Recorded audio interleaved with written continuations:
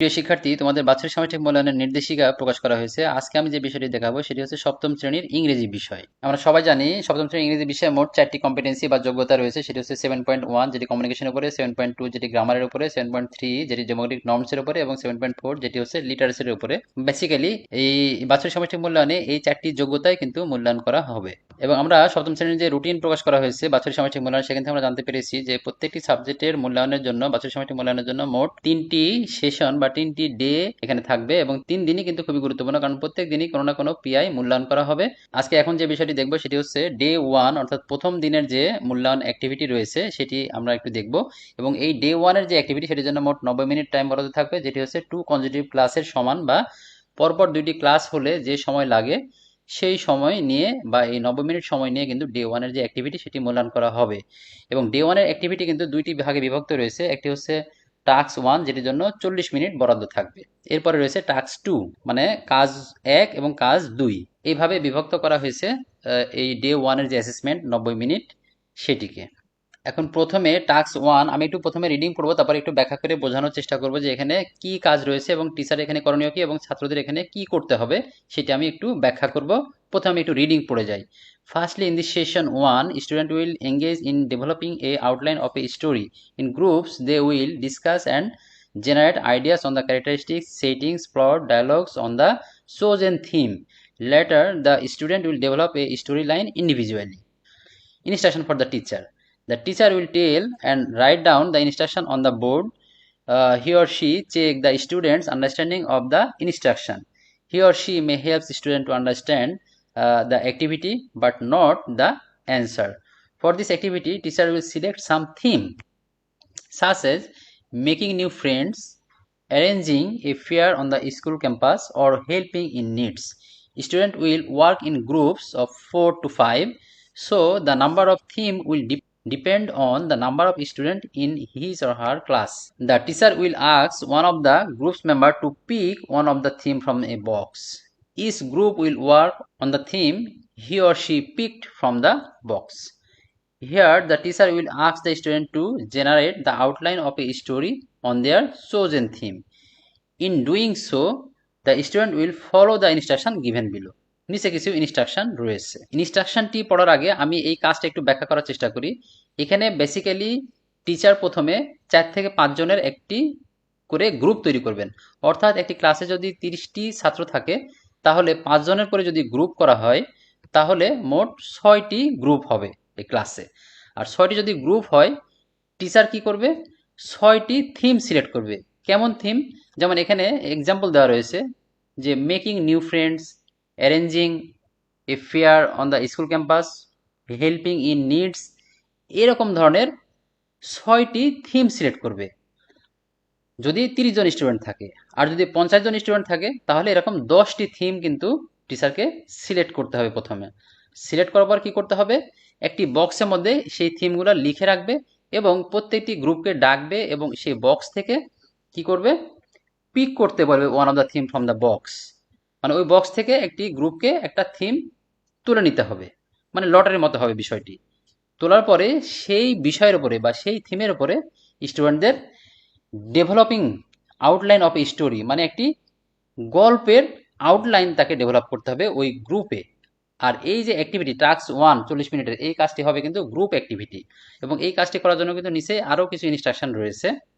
এবং টাস্ক 2তে গিয়ে কিন্তু এই স্টোরি লাইনটি আবার ইন্ডিভিজুয়ালি এককভাবে করতে হবে। মানে টাস্ক 1-এ গ্রুপে করতে হবে, মানে এই যে যে থিম সিলেক্ট, তার মানে শিক্ষক যে 5 থেকে 10টি বা depends on the group theme select করবে, আর এই থিমের উপরে যে গ্রুপ যেটি পাবে সেটির উপরে আসলে একটি আউটলাইন অফ এ স্টোরি মানে একটি গল্প তৈরি করতে হবে। এটি প্রথমে গ্রুপে করতে হবে। তাহলে আমরা এখন ইনস্ট্রাকশনটি দেখে নিই যে এখানে ইনস্ট্রাকশন কি রয়েছে। Decide the genre, for example, story, play, comic strip that they will follow during their writing. তার মানে প্রথমে সিদ্ধান্ত নিতে হবে যে সে এই যে থিম সেটির উপরে স্টোরি লিখবে নাকি নাটক লিখবে নাকি কমিক স্ট্রিপ লিখবে, এটা তাদেরকে ডিসাইড করতে হবে। এরপরে decide the character, settings, plots related to the story line. তার মানে ওই থিমের উপরে যে স্টোরি লাইন বা তারা যে প্লে বা স্টোরি লিখবে বা কমিক স্ট্রিপ লিখবে, এইটির ক্যারেক্টার, সেটিংস এবং প্লট কিন্তু সেট করতে হবে। তারপরে choose the names of each character and decide the relationship among them. প্রত্যেকটি ক্যারেক্টারের নাম চুজ করতে হবে এবং তাদের মধ্যে রিলেশনশিপ কি আছে ওই থিমের উপরে স্টোরি লিখতে গেলে সেটিও ডিসাইড করতে হবে। এরপরে ডিসাইড করতে হবে on the end of the story, মানে এই গল্পের শেষে কি হবে সেটিও ডিসাইড করতে হবে। Discuss and write the dialogue the characters will tell each other in their story. তার মানে এই স্টোরিতে প্রত্যেকটি ক্যারেক্টার একে অপরের সাথে কি কথা বলবে এটার উপরে ডায়লগ লিখতে হবে। And arrange the dialogue with the plot of their story, এবং ডায়লগুলো খুব সুন্দর করে অ্যারেঞ্জ করতে হবে। And finally check on every details of the story, এবং শেষে এই গল্পের বিস্তারিত চেক করতে হবে। এটি হচ্ছে বেসিক্যালি মূল কাজ। তাহলে প্রথমে শিক্ষক 4 থেকে 5 জন স্টুডেন্ট নিয়ে একটি করে গ্রুপ করবে এবং থিম সিলেক্ট করতে হবে। থিম সিলেক্ট করবে কিভাবে? যদি 50 জন স্টুডেন্ট থাকে এবং প্রত্যেক গ্রুপে যদি 5 জন করে নেয় তাহলে 10টি থিম সিলেক্ট করে একটি বক্সে রাখবে। সেখান থেকে প্রত্যেকটি গ্রুপ লটারির মাধ্যমে একটি পিক করবে, মানে একটি নিবে সেখানে, এবং তার যে টপিক হবে সেই টপিকের উপরে বেসিক্যালি এখানে গল্প অথবা নাটক লিখতে হবে অথবা কমিক স্ট্রিপ লিখতে হবে, এবং তাদের ক্যারেক্টার সেটিং প্লট খুব সুন্দরভাবে আগে থেকে ডিসাইড করতে হবে। নাম দিতে হবে, তাদের মধ্যে রিলেশনশিপ কি আছে সেগুলো ডিসাইড করতে হবে, গল্পের শেষে কি হবে। এরপরে ডায়লগ লিখতে হবে একে অপরের সাথে, এই যে ক্যারেক্টারগুলো রয়েছে তারা একে অপরের সাথে কি ধরনের কথা বলছে এর উপরে ডায়লগ লিখতে হবে। এগুলো কিন্তু গ্রুপে আলোচনা করে ফাইনালাইজ করতে হবে। এবং শিক্ষক বেসিক্যালি এখানে 7.3.1 এবং 7.3.2 মূল্যায়ন করবেন, এবং teacher will monitor the student while they work and identify the student who need guidance and help, and the teacher will identify the students who need limited or full guidance and help them accordingly.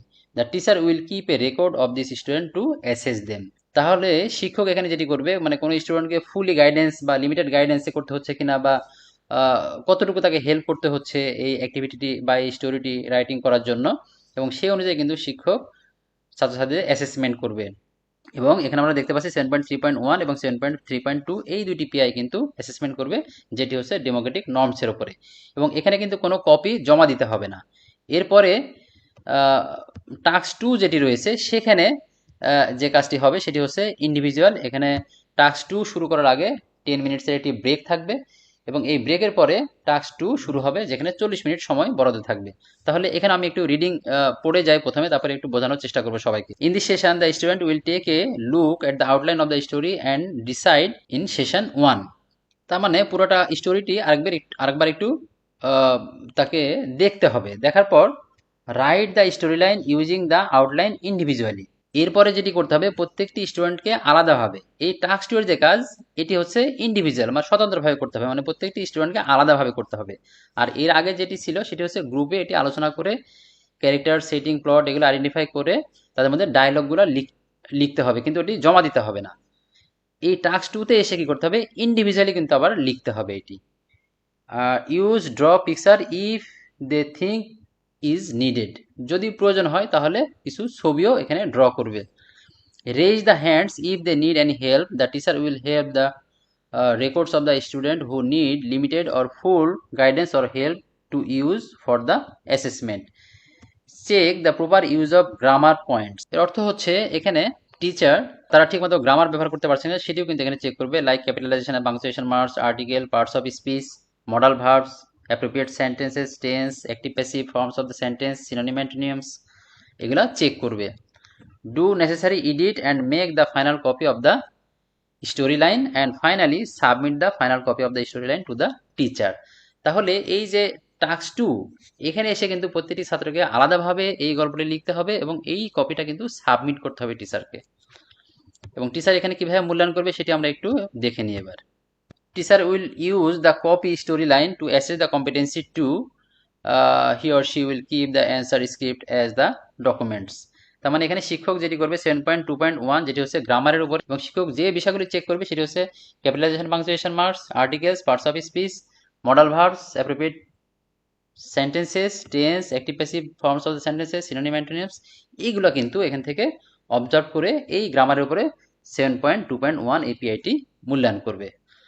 আশা করি সবাই বিষয়টি বুঝতে পেরেছে। এরপরে পরবর্তী ভিডিওতে এই day 2 এর যে অ্যাক্টিভিটি রয়েছে সেটিও নিয়ে আসবে, এবং ডে 1 এর যে স্যাম্পল অ্যান্সার সেটিও আমি নিয়ে আসবো। আশা করি আমার সঙ্গে থাকবে এবং আমার চ্যানেলটিকে তোমরা সাবস্ক্রাইব করবে। সবাইকে ধন্যবাদ।